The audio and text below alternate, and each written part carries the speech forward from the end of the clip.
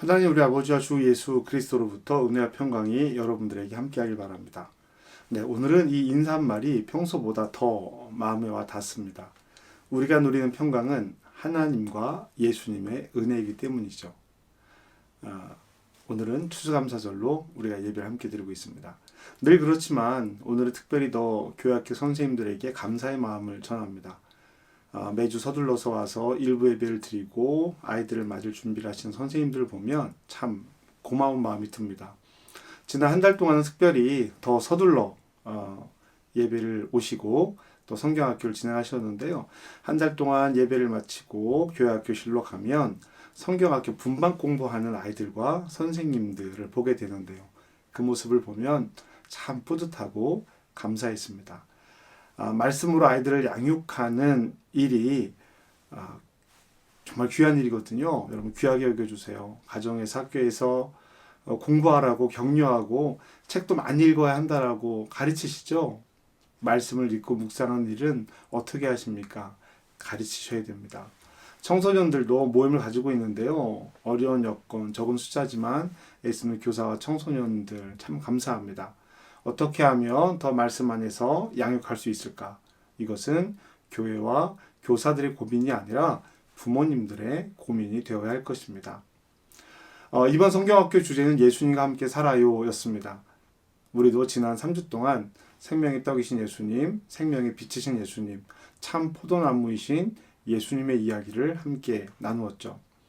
오병이어의 기적은 사람들이 원하고 바라는 일이었습니다. 그러나 예수님은 오병이어의 기적이 아니라 우리에게 생명의 떡을 먹으라고 말씀하시죠.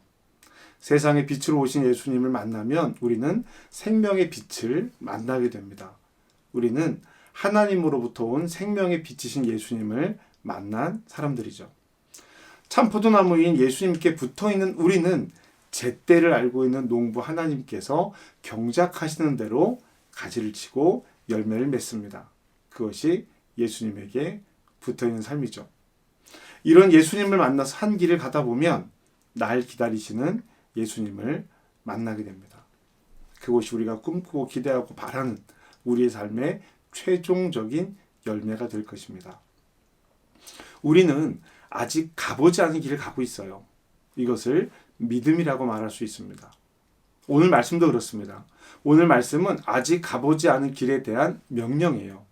3가지 명령이 나오는데 뒤에 2 명령은 첫 번째 명령에서부터 시작을 합니다. 14절 이렇게 시작합니다. 너는 매년 3번 내게 절기를 지킬지니라. 아멘.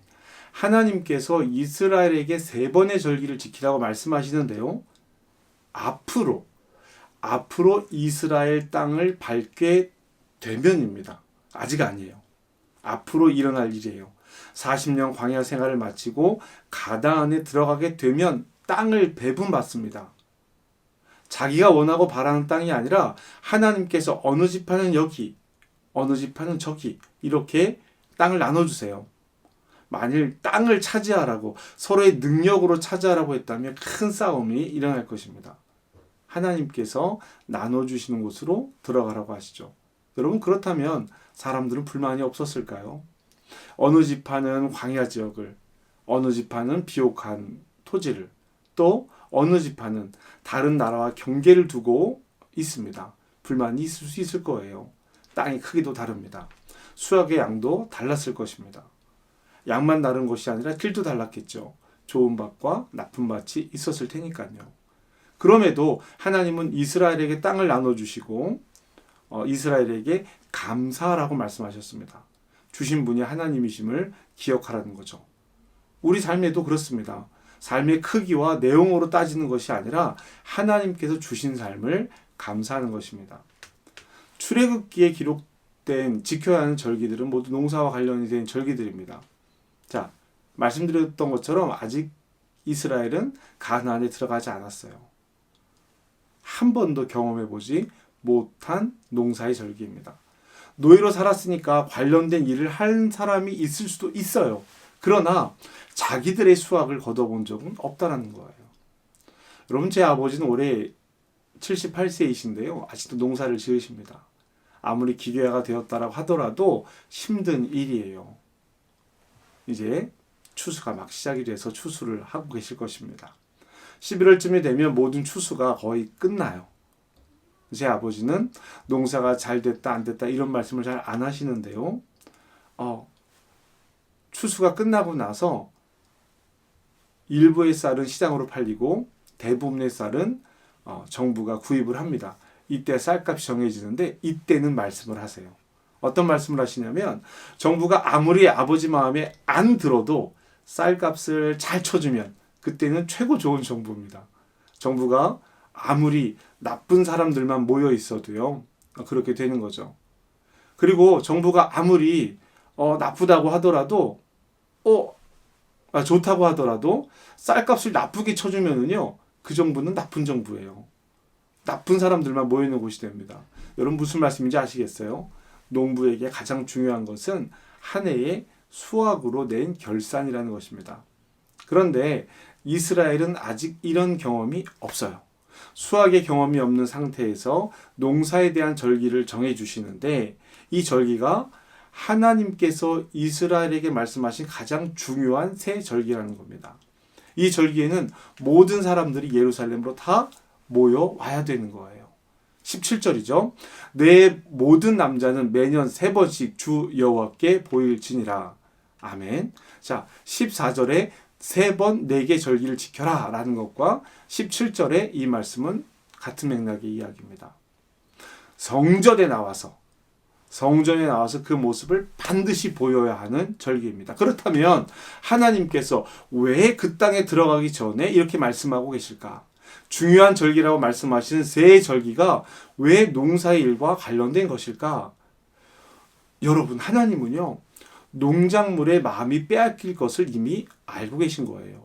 양을 치든 농사를 짓든 그 결과 수확물의 마음을 빼앗길 것을 이미 알고 계시기 때문에 앞서 그것을 가장 중요한 절기로 정해주신 것입니다. 가나안 땅에 들어가기도 전에 말이죠. 첫 번째 절기는 지금 너희가 왜 여기에 있느냐, 어떻게 가나안 땅에 오게 되었느냐라는 정체성에 대한 기억입니다. 15절이죠. 너는 무교병의 절기를 지키라. 무교병의 절기를 지키는 거예요. 내가 내게 명한 대로 아비벌의 정한 때에 이래 동안 무교병을 먹을지니 이는 이달에 내가 애굽에서 나왔습니다. 빈손으로 내 앞에 나오지 말지니라. 아멘. 자, 누룩이 들어가 있지 않은 떡을 먹는 겁니다. 쓴 나물을 그게 무교절이에요. 6월절에 하는 행사입니다. 서서 허리에 띠를 띠고 신을 신고 밥을 먹는 날이에요. 출애굽을 기억하는 것입니다. 이스라엘에게 출애굽은요, 역사의 시작입니다. 이것을 우리는 우리의 경험으로는요, 거듭남의 경험이라고 말할 수 있을 거예요. 애굽에서 부름을 받은 삶, 죄에서 부름을 받은 삶, 출애굽과 거듭남의 유사성입니다. 같은 거예요. 이스라엘의 달력은 아비벌, 요 아비벌로부터 한 해의 시작이 출발을 합니다. 그 정도로 중요하게 생각하고 있는 거예요. 그게 한 9월쯤 되는 것이죠. 이것을 기억하지 않는다면 그 뒤에 나오는 종교적인 행동은요, 그저 행동에 불과합니다. 우리가 누구인가? 우리가 무엇에서부터 나와서 어디에 지금 속해 있는가? 이것이 삶의 방향을 결정하기 때문에 이 결정이 없다면 뒤에 나오는 절기는 의미가 없거나 행한다면 거짓일 거예요.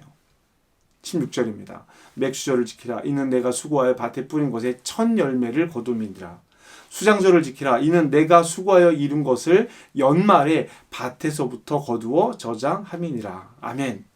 맥주절은요, 처음 수확에 감사합니다. 수장절은요, 마지막 수확에 감사합니다. 처음 주시는 분도 마지막 주시는 분도 하나님이심을 잊지 말라는 거예요. 애굽의 질서에서 끌어내셔서 하나님 나라의 질서를 살아가는 것을 이미 광야에서 말씀하고 계십니다. 그러니까 이것이 하나님께서 이스라엘을 이끌어내신 목적이라는 거예요. 우리를 하나님의 자녀로 부르시고 예수 그리스도의 보혈로 거듭나게 하시니가 우리에게 요청하시는 삶은 거룩한 삶입니다. 구별되고 나뉜 삶이에요. 우리를 부르신 목적은 하나님 나라 백성으로 하나님 나라 질서 안에서 살아가는 명령인 것입니다. 우리에게 6월절이 뭔 상관이 있습니까? 맥주절이 무슨 상관이에요? 수장절은요. 농사를 짓지 않는 우리에게, 또 이스라엘의 삶의 질서를 따라 살지 않는 우리들에게 이 추수감사의 의미가 무엇이 있겠습니까? 태도, 삶에 대한 태도와 살아가는 삶의 의미를 말하는 것입니다. 부르고 나서, 불러내시고 나서 어떡하지? 라고 생각한 것이 아니에요. 하나님께서 한오버의 교회를 세우신 것은 이곳에 하나님 나라의 백성으로 살아가라는 그 사람들을 모으겠다는 뜻인 것입니다. 교회를 세워놓고 보니 어떻게 할까 고민한 것이 아니라 이곳에서, 한오버에서 하나님 나라 복음으로, 하나님 나라 백성으로 살아가게 하기 위해서 구별하셨다라는 거예요. 그래서 그것에 합당하지 않는다면 잘못하고 있는 것입니다. 예수님과 함께 살아가는 삶을 선택한 삶이어야 하는 것이죠. 저는 오늘 여러분들에게 권면합니다. 하나님께서 우리에게 가지신 목적, 그 의미를 먼저 생각합시다. 기도합시다. 알려달라고 졸라보자고요. 하나님께서 아직 들어가지도 않은 가나안에서 지켜야 할 절기를 먼저 말씀하셨어요. 왜요? 그것이 가장 중요한 핵심이기 때문입니다. 중심적인 가치이기 때문입니다. 너희가 얻는 것으로 너희를 규정하지 말고 너희가 갖고 있는 것으로 너희 가치를 따지지 말라고 말씀하시는 거예요. 여러분, 하나님 나라에 들어갈 때, 갈 때 가져갈 수 있는 것들, 하나님 앞에 들고 갈 수 있는 것들을 위해서 애쓰자라는 이야기입니다. 하나님 앞에 가져갈 수 없는 것들을 붙들고 씨름하지 말고 하나님께서 내 삶을 보시면서 열매를 들여다보실 때 하나님께서 가치 있게 여기는 열매를 맺자라는 이야기예요. 우리 하나님은 우리가 이룬 성과를 기뻐하지 않으십니다. 내가 지은 집을 기뻐하지 않으시고 내가 다니는 회사를 기뻐하지 않으세요. 내가 다니는 학교, 내가 번 돈을 기뻐하지 않으십니다. 그것은 하나님 앞에 가져갈 수 없는 것들이기 때문이에요. 오늘 우리의 열매는, 오늘 우리의 추수는 서로 사랑하라고 하신 하나님의 말씀이 땅끝까지 이르러 내 증인이 되라는 말씀이 되기를 주님의 이름으로 축복합니다. 지금 우리가 절기를 지키는 것은 하나님께서 우리에게 하신 일을 기억하는 것입니다. 하나님께서 이미 하신 일을 믿음으로 앞으로 하실 일을 믿습니다. 한 번도 경험해보지 못한 유월절, 맥추절, 수장절을 막막한 광야에서 듣는 이스라엘 백성들처럼 비록 지금 내 삶이 막막하고 답답하고 광야에 버려진 듯한 상황일지라도 하나님께서 하신 일을 믿음으로 오늘을 살고 내일을 소망하는 저와 여러분 되시기를 주님의 이름으로 축복합니다. 기도합시다. 하나님, 우리가 유혹에 넘어지고 시험에 빠지기도 합니다. 돌이킬 수 있는 힘을 허락하여 주시옵소서. 성령께서 함께 하셔서 타협하지 않고 순응하지 않고 이기는 자로 남을 수 있도록 우리를 도와주시옵소서. 잘 먹고 잘 살기 위해 우상 섬기는 일을 주저하지 않고 우상에게 제사 드린 음식 먹기를 주저하지 않는 삶이 되지 않도록 우리를 지켜 주시옵소서. 하나님의 말씀으로 우리를 양육하시고 하나님의 말씀의 바탕 위에 우리 삶이 세워지게 하여 주시옵소서. 자녀들에게 믿음으로 결단하고 선택한 삶을 가르치게 하시고 하나님 나라 백성으로 하나님이 선택하신 삶을 우리가 살아갈 수 있도록 주님 도우시고 인도하여 주시옵소서. 한 해의 소산을 감사드리며 주 앞에 서는 우리가 될 수 있도록 주님 인도하여 주시옵소서. 예수님의 이름으로 기도합니다. 아멘.